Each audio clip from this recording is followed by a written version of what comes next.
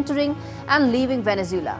And in fact, the country, Venezuela, termed this as warmongering threats. Donald Trump has also designated Maduro's government as a foreign terrorist organization. Now, let's tell you exactly how it's looking like, and then we take the story forward. First up, now in terms of how this is looking like, is this really now edging closest to a war-like situation? US has seized oil tanker off the Venezuelan coast about on the 10th of December, and that is when there was a sharp escalation that has taken place in the conflict and in these hostilities. Maduro's government was engaged in drug smuggling and human trafficking. This is what the Donald Trump administration has quoted, saying this is why they need to act against Maduro government. Donald Trump has also said that Venezuela is now surrounded by the largest armada ever and assembled in South America's history, essentially saying that the troop deployment is now unprecedented and Venezuela has no way out. And fresh sanctions have also been imposed on oil, which is essentially the lifeline of the Venezuelan economy, along with key Maduro aides that have now been sanctioned by the US government. It doesn't end there. There have been more action that has been taken. Now, this rapid escalation has actually taken place since September, when multiple boats off Venezuela were attacked by American authorities because they felt that these are illegal immigrants or illegal drugs that are entering the US, which is why they were attacked. And the huge troop buildup that has now happened in that area also includes USS Gerald Ford, which is the world's largest aircraft carrier. So when Donald Trump says that this is the largest ever troop deployment, he actually means that, and he's willing to go even higher as the attacks on Venezuelan boats continue. And 90 people till now have been killed. Now let's get in a big voice to talk more about how this is really looking like. Glenn Carl, who's a former deputy at the National Intelligence Officer for Transnational Threats, joins us on the broadcast to talk more about how this is looking like. Mr. Carl, thanks much for speaking to me on Faultlines. Let me start by asking you, what do you make of the tensions that exist right now and how sharply they've escalated between the US and Venezuela in the last couple of weeks? Well, Maduro and Venezuela have been a problem state for the Venezuelans more than anybody, of course, for years. He's taken a vibrant democracy with a pretty successful economy 20 or 25 years ago and turned it into just a terrible place economically, socially, politically. So no one sensible really is a supporter of Maduro. However, Trump seems to have this bee in his bonnet that he is going to eliminate the regime, which is surprising, because Americans, perhaps more than others in recent years, should know that regime change is relatively easy. It's easy to break things, but that what comes after is almost impossible to. You don't build a society successfully, certainly once you've destroyed the government, and especially if you are an outsider. So it is surprising to me and to most people, but he has this objective, it seems, to change the government in Venezuela. Trump. All right. So we told our viewers about some of the comments that Donald Trump has made in the last 1 week or so. Do you see them as warmongering, or do you see this as a real possibility of escalating into a full-fledged military conflict? Well, I don't think that Maduro will go gently into that good night. So the likelihood of a military clash is certainly growing and high. I think it is easier to overthrow a government actually without using the military than by using one. From a number of reasons, which is not to say I'm suggesting that should happen or that it is easy. But I think there is a real chance of a clash. He has his loyalists, he has his Praetorian Guard, Maduro.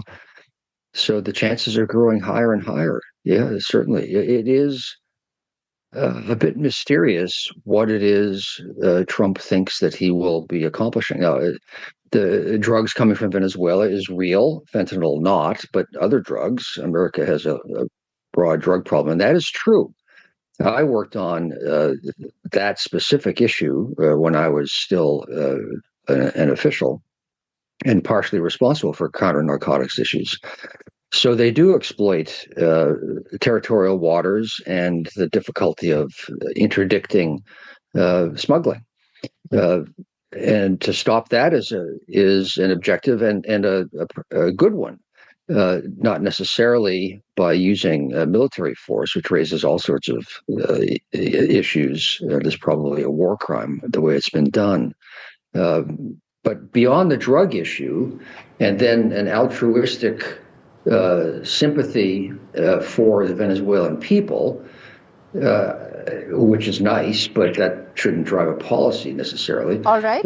It's a mystery as to what it is Trump thinks that he is really out to accomplish. But let's talk about de-escalation.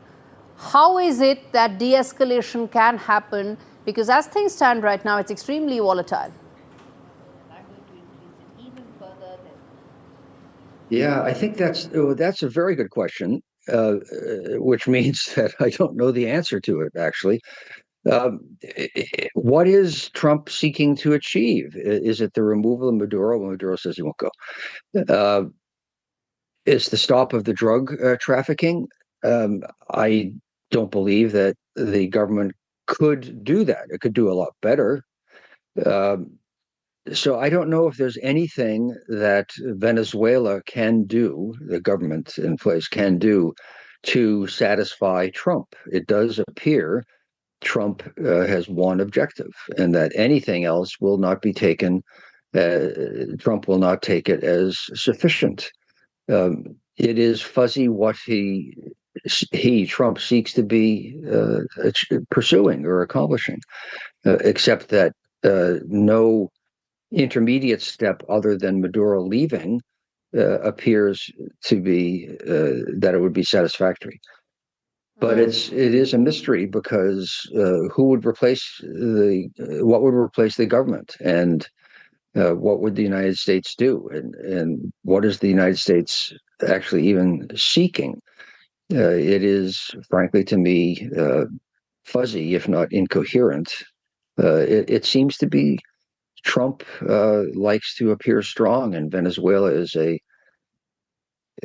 an easy target compared to China or Russia, or solving global economic growth issues or global warming, an existential problem which Trump doesn't understand and denies because he denied it once before, and so now that's all he will ever say. Venezuela is easy, quote unquote, compared to all of those things. So what you're saying is this could actually be as much about image and PR as it is about ensuring that the problems in Venezuela are fixed. I'm going to leave it there, Glenn Carl. Thanks much for speaking to us on Faultlines. Well, if you take off your blinkers, viewers, targeting Venezuela's oil is actually going for the jugular. And Donald Trump knows that. Venezuela has the world's largest oil deposits, and its oil sector is its biggest economic driver. Add to it America's eagerness to have a regime that is more favorably disposed to it. In fact, this is a foreign policy goal that Donald Trump shares with his predecessor, Joe Biden. He had even doubled the bounty on Maduro's head. But the question is, what more can Donald Trump do after a naval blockade? And how long can Maduro withstand these pressures before his time is up? And lastly, is this as much about Donald Trump's image, PR, and zest to get the Nobel Peace Prize as it is about fixing Venezuela? Turning attention now to the other conflict that seems to be getting more and more entangled with each passing year. Yes, it's going to be 4 years in February 2026, viewers. The Russia-Ukraine war has been grinding on. President Putin has signaled no willingness to compromise on key demands in the conflict. throwing fresh uncertainty over international peace efforts. There have been multiple proposals that have been put forth. Putin is rejecting territorial concessions, insists Moscow's terms for ending the war remain unchanged, even as America and allied diplomats push for a negotiated settlement. The Kremlin's stance means that the key questions actually remain unanswered. What are those? Which is, Russia still demands Ukraine seize control of key regions, that is Crimea, Donetsk, Luhansk, Kherson, and several others. The territories that Kiev and its Western allies consider sovereign Ukrainian land and what they think are non-negotiable, no-go zones. This comes amidst intense shuttle diplomacy, with the US envoys shuttling between Moscow, Kiev and European capitals in search of a deal before the end of the year. They were in Berlin and they are now going to be in Brussels as well to try and sort out maybe Russian frozen assets could really be the big deal clincher. But Putin's refusal to soften his position has stalled progress, even as Ukrainian President Zelensky explores alternative security guarantees Western leaders consider boosting support. Let's in fact tell you now in terms of more detailed updates as to how things stand, and then we get a big voice to talk more on this. First and foremost, now the major roadblocks that exist, why is it that despite multiple offers, there have been 4 proposals that have been put forth, where things stand as far as the peace deal is concerned? Let's tell you why is it that roadblocks exist. First and foremost, key issues with regard to territory remain unresolved, which is that Russia says that I'm going to take almost all of Donbass and other regions. Ukraine has conceded, saying let's freeze the lines as they exist today, which means no more, no less. Still not good enough for Russia. Putin he wants comprehensive peace deal. He says there will be no ceasefire whatsoever. There was talk of a Christmas ceasefire. That isn't the case anymore because Vladimir Putin feels the momentum is with him. And as things stand right now, Russia has an upper hand. They will not settle for anything that is piecemeal, but more comprehensive. There are draft proposals that have been pushed forward by the US. European capitals are just playing host to multiple meetings that are taking place, even as a final breakthrough is yet to be achieved. And lastly, security guarantees are on the table. Ukraine has all along said that, look, you got to guarantee, back me up completely and ensure that there are troops, funding and guarantees that are enshrined by the US Congress. That's what Ukraine wants. US has moved a little forward than what it was earlier, but still the position remained different. And that is some of the reasons why there is some sort of a breakthrough that is yet to be achieved. Let's get in Alexei Mukin, who's joining us for more on this, to talk more in terms of how this is likely to pan out from here. Mr. Alexei, thanks much for speaking to me. Let me ask you, fair and square, how things stand. There have been Berlin talks. There have been talks in the past. How are things looking? Hello. I do think that the problem is that all sides of this negotiation they hide it vision, and of course we discussing. Of course we are on a peaceful track, but we have our own issues and our own goals, and that's why our vision is completely different. The good thing is that Russia and United States has common points for conversation, for kind of a deal, because in Russia we don't like the term deal, because we say about peaceful agreement, which can resolve all problems around this conflict and reasons why it happens. So Putin is quite flexible and quite hard in his positions, and Russia positions. And Americans knows about this. That's why negotiation with Zelensky and the coalition of willing is so hard to continue, because Mr. Alexei, something that many are asking is it correct to assess that as things stand, the world is probably the closest it has been to achieving some sort of a peace framework? Do you concur with that assessment? As I correctly understood, you asked me about what kind of common points we have or what's the problem with our points we could not accept from each other? Yes, is it right? Yeah. Yeah. Okay. So common points is the Russia is winning, and it's the fact. That's why United States and maybe Ukraine, some parts of Ukraine want to stop this war. They call this ceasefire. Ceasefire from the Zelensky and coalition of William is a trick, because they just... No, you don't want a ceasefire. That's very clear. Russia doesn't want a ceasefire. It has military momentum with it. But the question I'm asking is that are we closest to achieving some sort of a peace framework? Or do you think that the positions are still too far apart? There is no way there can be a middle ground. No. We are very close. We are very close to make a deal. But the problem is that coalition of willing and... I thought you didn't like the word deal. Zelensky personally don't want to do this. They really don't want to do this because they completely denied many things that is principle for Russia. And United States accepted this as a principal position of Russia. And that's all. Because Zelensky and coalition of willing want to continue, not to stop really. All of what they suggest is a trick. It's not truth. It's just a maneuver for continuing the conflict, because they hope to dig money. All right. You didn't like the word deal, sir, but deal is what is happening. There are deal making parallelly that are taking place between US and Russia on a bunch of things. You said critical minerals, rare earth deposits, energy, all of those are likely to be part of a broader peace framework, even as those teething issues still remain. I'm going to leave it there. Mr. Alexei Mushkin joining us live from Moscow. He's the Director General of Center for Political Information. And even as, viewers, the war grinds on, if you take off your blinkers, as things stand, critics warn that Moscow's uncompromising posture could prolong the conflict indefinitely, even as allies debate whether to escalate sanctions and military aid from here on.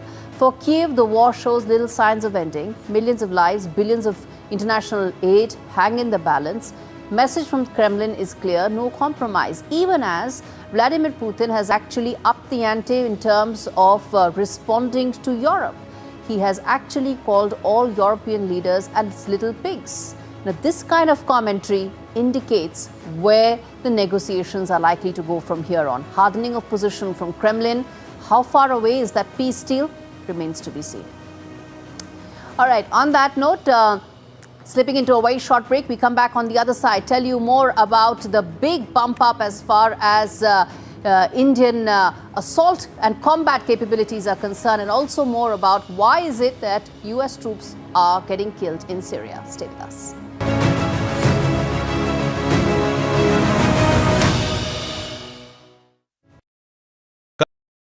Pulling us into this country. They argue, I conclude. They deflect, I drill down.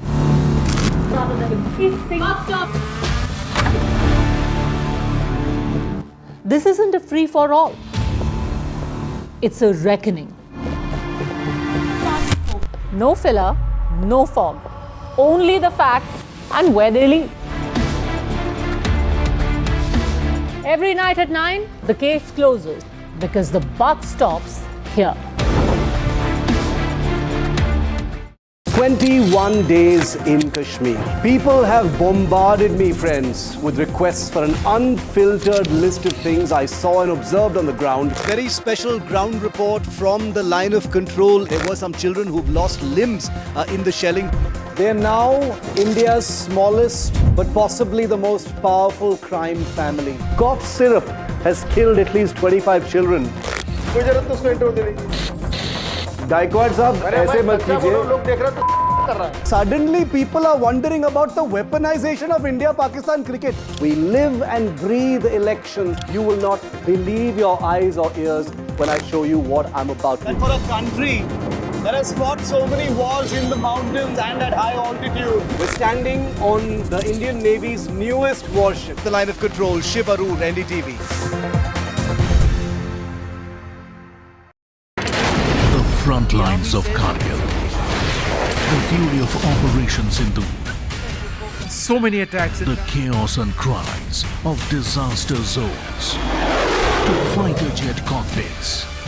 And the world's most defining interviews. It's incredible. He has seen history break. Live. Unfiltered. 20,000 hours of live broadcasting. Welcome to Left, Right and Centre. Hard facts. War-struck country. Hard questions. In the Ukraine. 30 years of trust. In the Kargil area. North Ukraine. In France, in Italy. At Srinagar. Vishnu Shom for NDTV. Vishnu Shom. Only on NDTV.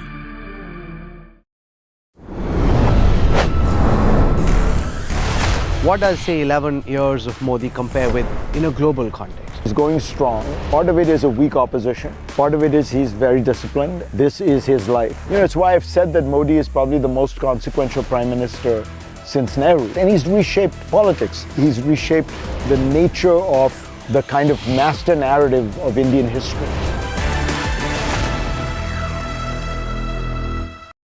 What does Sufism mean to you? Sufism is about love. Higher ideals are more fascinating than normal love song or anything.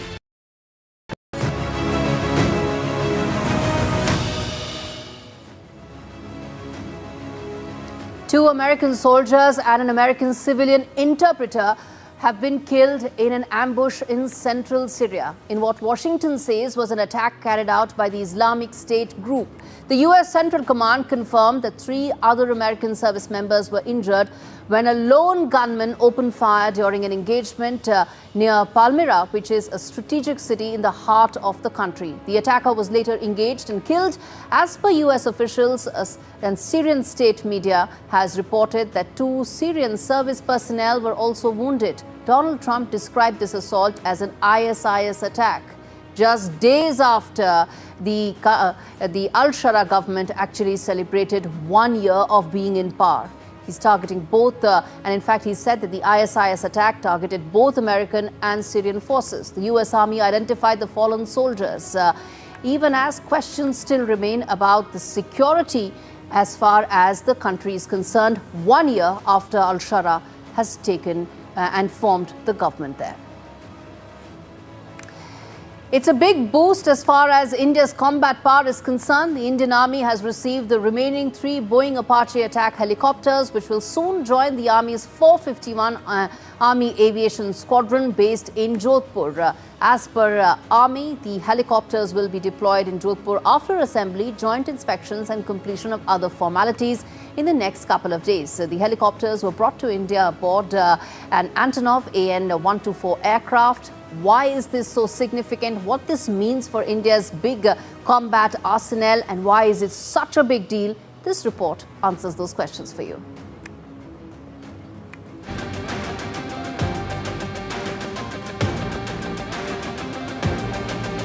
A major milestone for India's defense readiness. The Indian Army has taken delivery of the final batch of AH-64E Apache attack helicopters, completing the induction of all 6 combat gunships under its contract with the United States. The 3 latest Apaches will soon be deployed with the 451 Army Aviation Squadron in Jodhpur, Rajasthan after final assembly, joint inspections and formalities are complete.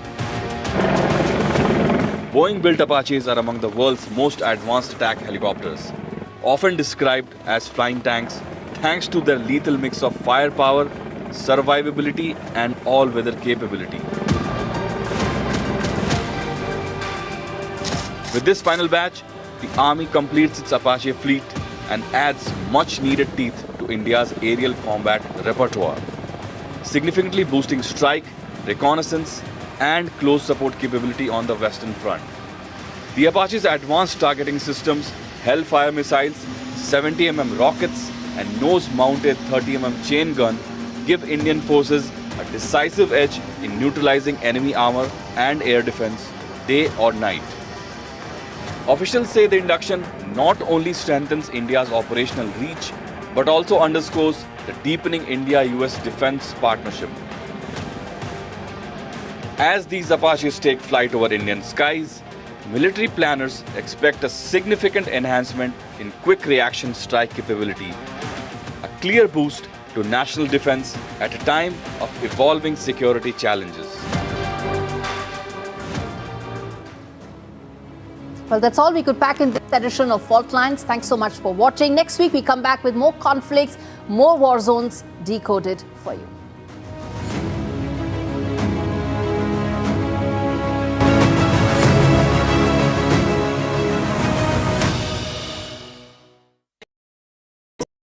Across the country, he has tracked the pulse of power from Washington to Korea.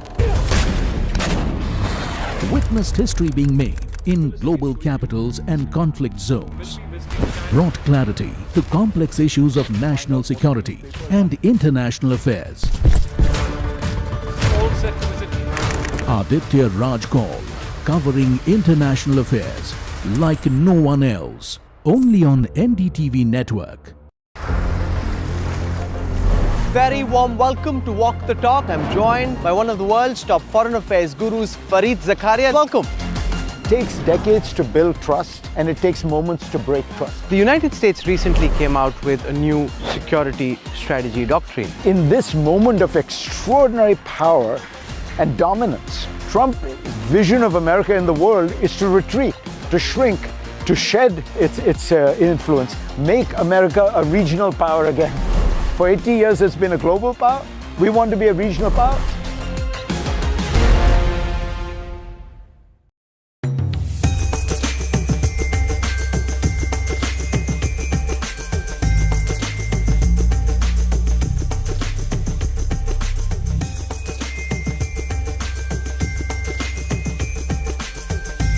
Like your music is the background score to their life.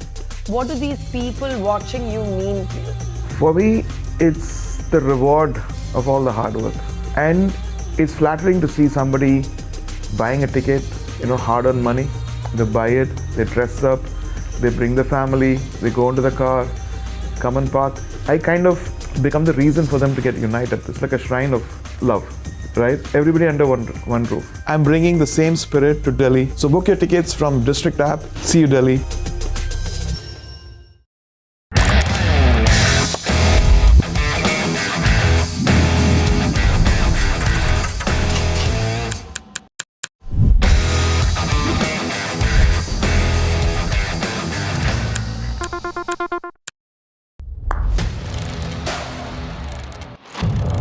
What seems settled for me is unfinished business.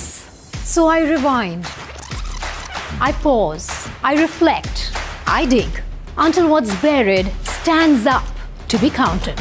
Breaking ground, not just headlines, the meaning behind them. This is Breaking Ground with me, Vedika Sood. What does Sufism mean to you? Sufism is about love. Higher ideals are more fascinating than normal love song or anything. Talk about Khwaja Mere Khwaja, Kun Faya Kun. It's all about higher ideals. I'm bringing the same spirit to Delhi. So book your tickets from District app. See you, Delhi. I don't sugarcoat.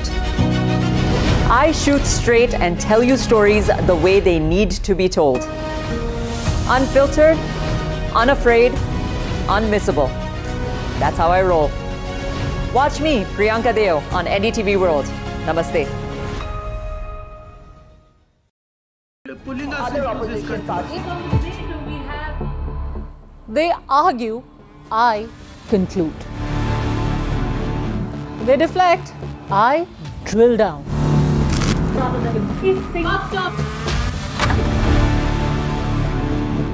This isn't a free-for-all. It's a reckoning. No filler, no fog. Only the facts and where they lead. Every night at 9, the case closes because the buck stops here. 21 days in Kashmir. People have bombarded me, friends, with requests for an unfiltered list of things I saw and observed on the ground.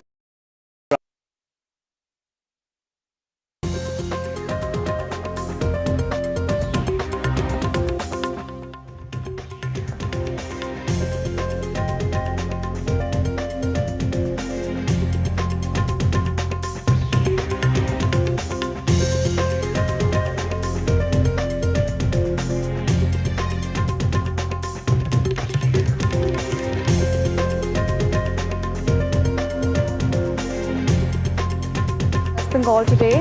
Prime Minister's outreach in Mathura in West Bengal. The DMC meanwhile calls the Prime Minister's visit before the elections as fast.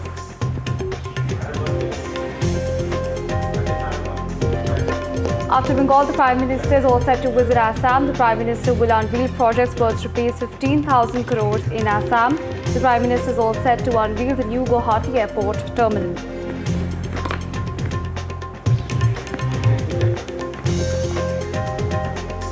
Anti-India protests in Bangladesh. Important to understand that ISIS flag seen at the Bangladesh protest. Meanwhile, Islamist leader Usman Hadi's last rites will be held today.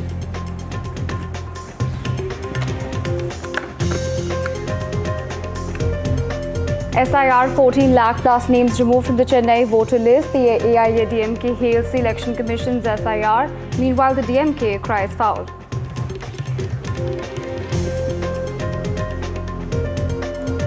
US launches Operation Hawkeye. The US strikes ISIS in Syria. Meanwhile, US President Donald Trump reacts and says that the strike is strongly against the ISIS in Syria and that if attacked, the US will hit back harder. NDTV Indian of the Year 2025 honors the armed forces for Operation Sindoor. Jai Shah awarded Transformation Leader of the Year. Indians women cricket team Arun Khan, Ahan Pandey, Shubhanshu Shukla and Janvi Kapoor celebrated as Bharat's brilliant achievers.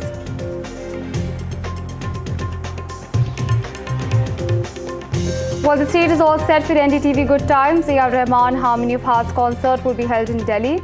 The musical maestro returns to the stage after 6 years for a soul-stirring Sufi performance.